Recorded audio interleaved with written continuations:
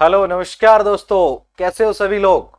मैं आपका अपना हैप्पी दोराता आप सभी का हमारे राइट एग्जाम्स यूट्यूब चैनल के ऊपर हार्दिक स्वागत और अभिनंदन करता हूं। प्यारे साथियों, मैं आपके साथ पुनः भूगोल की लगातार कक्षाओं में पुनः हाजिर हूं। मुझे आशा है कि आप हमारे पिछले वीडियोज आपने जरूर देखे होंगे और आपका प्यार जो हमें मिला है, हमें आपका प्यार मोटिवेट करता है। आज आपके लिए मैं एक वेरी वेरी इंपॉर्टेंट टॉपिक लेके आया मित्रों। आज का हमारा टॉपिक है अंतरराष्ट्रीय तिथि रेखा, इंटरनेशनल डेट लाइन क्या है और इस पर कौन से देश द्वीप किस सागर से महासागर से गुजरती है, सभी पे हम चर्चा करेंगे। तो मित्रों शुरुआत करते हैं आज के टॉपिक अंतरराष्ट्रीय तिथि रेखा की। तो सबसे पहले आपको मैं बता दूं मित्रों, अंतरराष्ट्रीय तिथि रेखा एक काल्पनिक इमेजिनरी लाइन है जो कि केवल जलीय भाग में टेढ़े मेढ़े रूप में गुजारी गई है। क्योंकि प्यारे साथी, यदि इसको हम सीधे रूप में गुजार देते तो एक ही स्थल पर, एक ही भूखंड पर स्थित एक ही देश के भागों में अलग अलग दिनांक हो जाती और वहां पे समय का व्यवधान होने के कारण से इस अंतरराष्ट्रीय तिथि रेखा को 1884 में वाशिंगटन यूएसए में आयोजित सम्मेलन में इसका निर्धारण किया गया और इसे केवल जलीय भाग से प्रशांत महासागर में टेढ़े मेढ़े रूप में 180 डिग्री देशांतर अर्थात यामोत्तर रेखा के सहारे गुजारा गया। अब हम इसको एक बार पहले चित्र में देख लेते हैं, फिर इसके समय से संबंधित बातें लेंगे। देखिए मित्रों, ये मैंने एक चित्र में आपके सामने अंतरराष्ट्रीय तिथि रेखा को पूरा डिजाइन किया है। समझिए, इसकी शुरुआत होती है आर्कटिक महासागर से और समाप्ति होगी हमारे नीचे अंटार्कटिक सागर के पास से। तो सबसे पहले आपको मैं बता दूं मित्रों कि हमारी अंतरराष्ट्रीय तिथि रेखा के अंदर, जैसा कि मैंने यहां पे लिखा है कि हमारे को 3 विचलन और 8 मोड़ दिखाई देंगे। देखिए 3 विचलन कौन से हैं और 8 मोड़ कौन से हैं। ये विचलन क्यों दिए गए, इनका भी कारण स्पष्ट करूंगा, क्योंकि बार बार एग्जाम में सीधा यही प्रश्न बन जाता है कि अंतरराष्ट्रीय तिथि रेखा में कितने विचलन हैं। तो आपको आंसर देना है 3 विचलन है। यदि आपसे मोड़ पूछे जाए तो कितने मोड़ है मित्रों, तो आपको जवाब देना है 8 मोड़ है अंतरराष्ट्रीय तिथि रेखा में। देखिए 3 विचलनों को मैंने नंबर डाला है 1, 2 और 3 और मैंने इस पर आने वाले मोड़ को ABCD के रूप में दिखाया है। ए से शुरुआत करके और लास्ट मैंने मोड़ कहां पे दिखाया है, H पे, यानी 8 मोड़ स्थित है इसके ऊपर मित्रों। समझिए, पहला जो मोड़ दिया गया, हम आर्कटिक महासागर से जब 180 डिग्री देशांतर रेखा को प्रारंभ करते हैं इसके सारे अंतरराष्ट्रीय तिथि रेखा को, तो इसमें पहला जो विचलन आता है ये आता हमारा साइबेरिया प्रदेश की वजह से। ये जो साइबेरिया प्रदेश है ये रूस देश का भाग है और रूस देश का ये जो भाग है साइबेरिया, ये 180 डिग्री देशांतर रेखा से आगे की ओर बढ़ा हुआ है, यानी कि पश्चिमी गोलार्ध की ओर थोड़ा निकला हुआ है। तो अतः इसकी वजह से इस पे आने वाले द्वीपों को इसमें शामिल करने के लिए उन पर की तिथि परिवर्तन ना हो, अतः हमारी अंतरराष्ट्रीय तिथि रेखा में पहला विचलन किया गया। इसके बाद हम बात करते हैं कि इसके अंदर दूसरा विचलन कहां जाके करेंगे। ये देखो दूसरा नंबर का मैंने विचलन दिखाया है, ये प्रशांत महासागर में स्थित बेरिंग सागर के पास अपलेशियन द्वीप समूह या एलुशियन जो द्वीप समूह है उनका विस्तार आगे की ओर, यानी 180 डिग्री देशांतर रेखा को क्रॉस करके आगे की ओर चले गए। तो उन द्वीपों की तिथि निर्धारण करने के लिए कि उनमें तिथि परिवर्तन ना हो, इसके कारण से उन सभी द्वीपों को से आगे मोड़ करके विचलन कर करके हमारी अंतरराष्ट्रीय तिथि रेखा को गुजारा गया। अब बात करते हैं 3 नंबर का जो विचलन है वो क्यों दिया गया। जैसे हम देखते हैं हमारा जो पूर्वी गोलार्ध है, देखो मैंने इधर पूर्वी गोलार्ध दिखाया है, इधर मैंने पश्चिमी गोलार्ध दिखाया है। पश्चिमी गोलार्ध में ऊपर साइबेरिया के जस्ट सामने अलास्का वाला भाग है जो कि यूएसए के अधीन है वर्तमान में। अब देखते हैं कि इधर जो हमारा फिजी द्वीप समूह है, किरिबाती है, टोंगो द्वीप समूह है, ऑस्ट्रेलिया न्यूजीलैंड के पूर्व में। ध्यान दें मित्रों कि गोलार्ध और दिशा, गोलार्ध स्फीयर निश्चित होते हैं जबकि दिशाएं सापेक्षिक होती हैं। देखो मैंने जैसे ऊपर दिशाएं दिखाई, ऊपर नॉर्थ, नीचे साउथ, इधर ईस्ट, इधर वेस्ट, जबकि यहाँ देखिए यहाँ मैंने ईस्ट यानी पूर्व दिशा दिखाई इसके सापेक्ष में, और जबकि इधर मैंने क्या दिखाया है, पश्चिमी गोलार्ध। तो ध्यान दें दिशाएं क्या होती हैं, सापेक्षिक होती हैं। जहां हम खड़े होंगे वहां से सापेक्ष रूप से दिशाओं का निर्धारण करेंगे, जबकि गोलार्ध क्या है, निश्चित है। क्योंकि जो ये हमारा मानचित्र ये 2 डायमेंशनल में है, द्विविमीय आकृति में है, जबकि हमारा जो ग्लोब होता है मित्रों वो 3D में होता है, 3 डायमेंशनल में होता है। उस पे आधारित जो देशांतर रेखाएं होती हैं, 0 डिग्री देशांत रेखा जो हमारा मानक समय है उससे 180 डिग्री तो देशांत रेखाएं पूर्वी गोलार्ध से आती हैं, और जबकि 180 डिग्री देशांत रेखाएं पश्चिमी गोलार्ध से आती हैं। दोनों रेखाएं 180 डिग्री जो देशांत रेखा उस पे यामोत्तर रेखा पर कॉमन पर आकर के मिल जाती हैं। तो इस प्रकार से हमने देखा कि इधर साइबेरिया रूस का भाग है जो कि पूर्वी गोलार्ध में पड़ता है, इधर अलास्का यूएसए का भाग है जो कि पश्चिमी गोलार्ध में। क्योंकि हमने 180 डिग्री जो कॉमन देशांत रेखा है वहां से पृथ्वी को काटा और सीधा ला करके 2 डायमेंशनल के ऊपर हमने लगा दिया, इस वजह से ये एक कॉमन लाइन है, पूर्वी गोलार्ध और पश्चिमी गोलार्ध दोनों ही आकर के मिलते हैं। अब आगे हम देखते हैं अंतरराष्ट्रीय तिथि रेखा से संबंधित कुछ और बातें। जैसे समझिए जो हमारी अंतरराष्ट्रीय तिथि रेखा है इसी को इंग्लिश में कहते हैं इंटरनेशनल डेट लाइन। अब बात करते हैं कि इसके अंदर मैंने आपको बताया कितने विचलन है भाई, 3 विचलन है, और मोड पूछे तो कितने हैं, 8 मोड हैं जो कि मैंने आपको दिखाए हैं। यदि आपसे बात करें कि इसका निर्धारण कब होता है मित्रों, तो अंतरराष्ट्रीय तिथि रेखा का निर्धारण 1884 में वाशिंगटन सम्मेलन में किया जाता है। मित्रों आगे देखते हैं हम, आपसे पूछा जाएगा कि अंतरराष्ट्रीय तिथि रेखा कहां से गुजरती है, तो आपका जवाब होगा ये केवल जलीय भाग से ही गुजरती है। क्योंकि हाँ कुछ स्थलीय भाग से गुजरती परंतु अंटार्कटिका महाद्वीप से गुजरती है जहां कोई जनजीवन निवास नहीं करता, जिसकी वजह से वहां तिथि की ऐसी कोई समस्या नहीं आती। तो हम मुख्यतः जवाब देंगे कि अंतरराष्ट्रीय तिथि रेखा केवल जलीय भाग से ही गुजरती है। आप देखते हैं कि आपसे प्रश्न करेगा कि अंतरराष्ट्रीय तिथि रेखा किसके सहारे गुजरती है, तो ध्यान दें 180 डिग्री देशांतर या देशांतर को हम क्या कहते हैं, यामोत्तर, इसी रेखा के सहारे सारे, देखो मैंने लिखा है सहारे सारे टेढ़े मेढ़े रूप में क्या होती है, गुजरती है। और आपको मैं थोड़ी सी इसी के साथ में बात जोड़ देता हूं मित्रों, मैंने कहा देशांतर, 2 देशांतरों के बीच के स्थान को हम कहते हैं गारे, यहां लिख देता हूं मित्रों, क्या कहते हैं, गारे। जबकि हमारे जो देशांतर होते हैं इन्हीं को कहते हैं हम लॉन्गिट्यूड, जो उत्तरी ध्रुव से दक्षिणी ध्रुव को मिलाते हैं, north pole to south pole. और एक होते हैं हमारे पास अक्षांश यानी लैटिट्यूड, जो हॉरिजॉन्टल होते हैं क्षैतिज रूप में, जो हमारे पश्चिम से पूर्व को मिलाते हैं। जो ये दोनों ही कोणात्मक दूरियां होती हैं और ये पृथ्वी के केंद्र से मापी जाती हैं। अगली हम बात करते हैं मित्रों की अक्षांश, 2 अक्षांशों के बीच के स्थान को हम कहते हैं कटिबंध अर्थात जोन कहा जाता है, जबकि 2 देशांतरों के बीच के स्थान को गारे कहा जाता है। यदि आपसे पूछा जाए कि अक्षांश और देशांतर के बीच के स्थान को क्या कहेंगे, यानी एक चौकोर जो क्षेत्र बन जाएगा खड़े देशांतरों के और आड़े अक्षांशों के बीच का जो मिलन क्षेत्र है, इस क्षेत्र को कहा जाता है ग्रिड। मैं यहाँ पे लिख देता हूं मित्रों, क्या कहा जाता है, ग्रिड। और इसी ग्रिड को क्या कहते हैं मित्रों, जाल कहते हैं। जबकि मैंने अक्षांश के बीच वाले स्थान को क्या बताया था, कटिबंध।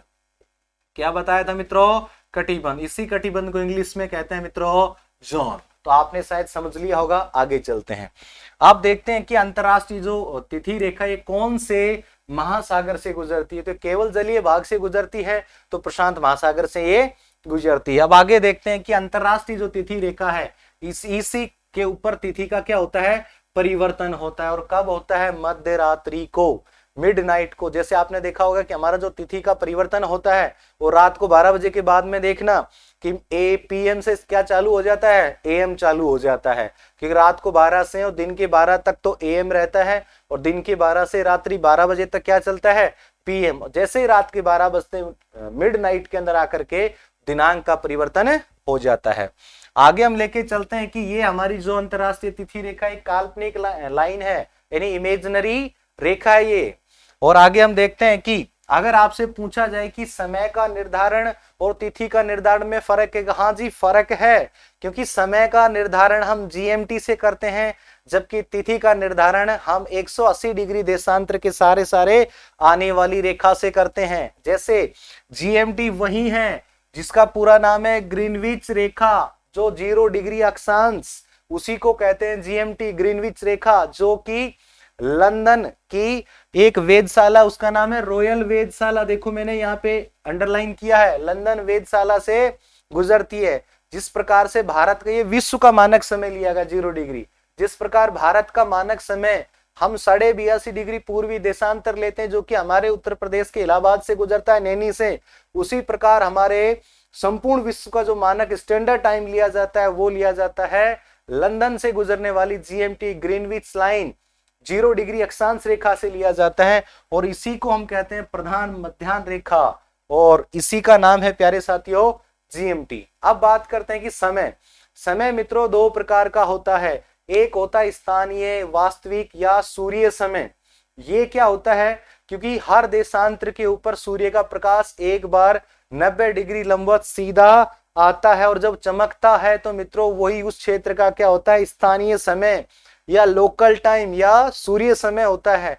और यदि उस लोकल टाइम वास्तविक समय को किसी पर्टिकुलर क्षेत्र के ऊपर लगा दिया जाए तो वो क्या कहलाएगा, मानक समय, स्टैंडर्ड टाइम हो जाता है। तो इस प्रकार से हमारा जो पूरे विश्व का स्टैंडर्ड टाइम लिया गया है वो लिया गया लंदन की ग्रीनविच वेधशाला से, और भारत का जो हमारा स्टैंडर्ड टाइम लिया गया है वो हमारा भारत का स्टैंडर्ड टाइम है मानक समय 82.5 डिग्री पूर्वी देशांतर, जो कि हमारे 5 राज्यों से गुजरती है रेखा, और इलाहाबाद उत्तर प्रदेश के नैनी से गुजरती है।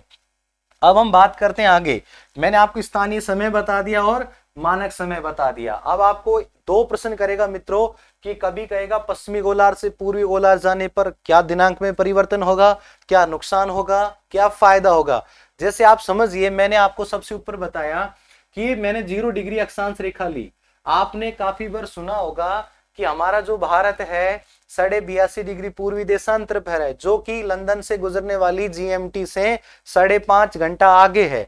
मानिए समय यहाँ दोपहर के जैसे 12 बज रहे GMT के ऊपर, तो आगे हमारे भारत देखो 82.5 डिग्री लगभग यहाँ पे है, तो हम कितने घंटे हो गए भाई, 5.5 घंटे। ये क्यों हुए, इसका एक कारण है, क्योंकि हमारी जो पृथ्वी है वो 24 घंटे में 360 डिग्री घूमती है, यानी हमारे पास देशांतरों की संख्या भी कितनी है, 360, और एंगल की संख्या भी कितनी है, 360। तो हम ये कह सकते हैं कि भाई 24 घंटे में कितना डिग्री घूमी हुई, 360। तो यदि हमें 1 घंटे का चाहिए तो 360 में भाग दे दीजिए 24 का, तो 1 घंटे में बताओ पृथ्वी कितना घूमेगी, 15 डिग्री। या हम ये कह सकते हैं कि 15 डिग्री क्रॉस करने पर हमें 1 घंटे की जरूरत पड़ेगी, चाहे हम पूर्वी गोलार्ध में जाएं चाहे पश्चिमी गोलार्ध में जाएं, किसी भी गोलार्ध में जाएं। अगर हम इसी को और खोल के लिखना चाहें तो 1 घंटे में कितनी मिनट होती है भाई, 60 मिनट होती हैं। अब 60 मिनट होती हैं तो 60 मिनट में कितना डिग्री घूम रही है, 15 डिग्री। अब हमें डिग्री चाहिए 1 डिग्री, 1 डिग्री के लिए मिनट चाहिए कि कितने मिनट में घूमेगी 1 डिग्री। तो हम क्या करेंगे, 1 डिग्री देशांतर जो है इसके बराबर लिख देंगे 60 में 15 डिग्री का भाग दे देंगे 60 मिनट में। तो हमें क्या प्राप्त होगा कि 1 डिग्री देशांतर क्रॉस करने के लिए हमें 4 मिनट का समय लगता है। तो जैसे समझिए, अब भारत जो 0 डिग्री हमारी लंदन वाली है मानक स्टैंडर्ड, और भारत का स्टैंडर्ड कितना है, हम पूर्वी गोलार्ध में, हमारा एशिया महाद्वीप में रहते हैं, हम पूर्वी गोलार्ध में, तो 90 डिग्री के पहले हम 82.5 पे रहते हैं। तो 82.5 डिग्री हो गया, और 1 डिग्री को क्रॉस करने में कितना टाइम लगता है, 4 मिनट। तो 82.5 को जब 4 से गुणा करेंगे तो कितनी मिनट प्राप्त होंगी, 330 मिनट। और 330 मिनट को हम घंटे में जब कन्वर्ट करेंगे तो 1 घंटे में मिनट कितनी होती है भाई, 60 का इसमें आप भाग दे दीजिए तो आपको कितने घंटे प्राप्त होंगे, 5.5 घंटे। तो अब आपको पता चला होगा कि भारत का जो मानक समय है ये लंदन की जो मानक समय GMT है उससे 5.5 घंटे आगे क्यों है, क्योंकि हम किस में हैं, पूर्व में है। देखिए मैंने यहाँ पे दिखाया है कि 15 डिग्री क्रॉस करने पर यहाँ 12 बजे होंगे, तो हमारे यहाँ पे एशिया यानी पूर्वी गोलार्ध में कितना बजा होगा, 1 बजा होगा दोपहर का। आगे बढ़ेंगे 30 डिग्री पे 2 बजेंगे, 45 पे 3 बजेंगे, 60 पे 4 बजेंगे, और 75 पे 5 बजेंगे, और 82.5 पे 5.5 घंटा आगे हो जाएगा। मतलब लंदन में 12 बजा होगा तो हमारे पास 5.5 जोड़ लीजिए, तो 5.5 जोड़ेंगे तो लंदन में दोपहर के 12, तो भारत में सायकाल के 5.5 बज जाएंगे। यदि अब बात करें हम पश्चिमी गोलार्ध की, पश्चिमी गोलार्ध में भी सेम घटना है, 15 डिग्री के अंदर 1 घंटा कम हो जाएगा। दोपहर के 12 तो यहाँ कितने हो जाएंगे, आप दोपहर के 11 हो जाएंगे, और 30 पे जाएंगे तो कितना हो जाएगा, दोपहर के 1 घंटा, 2 घंटे कम करो, तो 12 में 2 कम किया तो 10। इसी प्रकार से अगर हम 180 डिग्री तक पहुंच जाते हैं पश्चिमी गोलार्ध में 0 से इधर, तो हमें प्राप्त हुआ कि हम 12 घंटे पीछे चले गए 0 डिग्री से, और आगे की और पूर्वी गोलार्ध में हम जाते हैं तो 12 घंटे 180 पे हम आगे चले जाते हैं। तो हमें एक बात का पता चला कि पूर्वी गोलार्ध में जाने पर समय बढ़ता है और पश्चिमी गोलार्ध में आने पर समय घटता है। हमें सबको पता है कि जैसे जो हमारी 0 डिग्री है उसके यदि आप जाते हो पूर्वी गोलार्ध में तो इसी प्रकार से जैसे 15, 30, 45 करते 180, जस्ट इसके पीछे आ गया अपोजिट।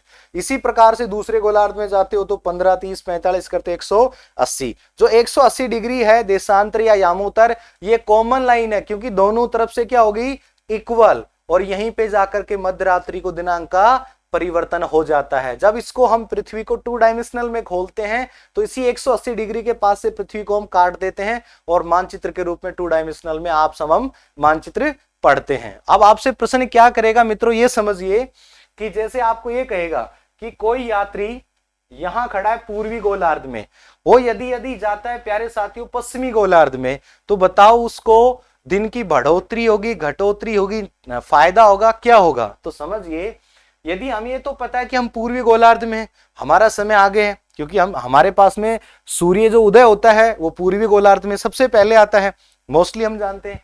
तो हमने देखा कि पूर्वी गोलार्ध से यदि हम इस अंतरराष्ट्रीय तिथि रेखा को क्रॉस कर देंगे तो तिथि परिवर्तित हो जाएगी, रात को 12 बजे होगी। तो ये जैसे माना यहाँ सोमवार था तो उधर क्या होगा, क्योंकि गोलार्ध बदल गया, बदलते ही इधर क्या आ जाएगा, सोमवार से क्या आ जाएगा, रविवार आ जाएगा। तो क्या हुआ, इस व्यक्ति को एक दिन का क्या हो गया, आगे यानी एक दिन का फायदा हो गया, क्योंकि यहां तो ऑलरेडी प्यारे मित्रों क्या हो चुका था, संडे जा चुका था, मंडे था, जबकि आदमी कहां गया, संडे में। तो इसको तो क्या हो गया, एक दिन का फायदा। या इस रूप में यदि यहाँ 21 जनवरी है तो अगर व्यक्ति पूर्वी गोलार्ध से अंतरराष्ट्रीय तिथि रेखा को क्रॉस करता है और पश्चिमी गोलार्ध में आता है तो उसको क्या होगा, एक दिन का फायदा, क्योंकि यहां तो अभी 21 में वो था तो यहाँ पे कितनी जनवरी में आ चुका, 20 में, तो यहाँ भी 21 दोबारा से आएगी। तो इसी प्रकार से प्रश्नों को प्यारे साथियों घुमाया जाता है। तो आपको भाषा को समझना है और प्रश्नों को सरल करना है। यदि प्यारे साथियों मेरे वीडियोज, मैं हैप्पी दोराता, यदि मेरे वीडियोज आपको पसंद आते हैं तो इनको लाइक जरूर करना और हमारे चैनल राइट एग्जाम्स को प्यारे साथियों जरूर शेयर करना, सब्सक्राइब करना, और आपके यदि कोई सुझाव हो तो हमारे कमेंट बॉक्स में जरूर लिखें। प्यारे साथियों, जय हिंद, जय भारत।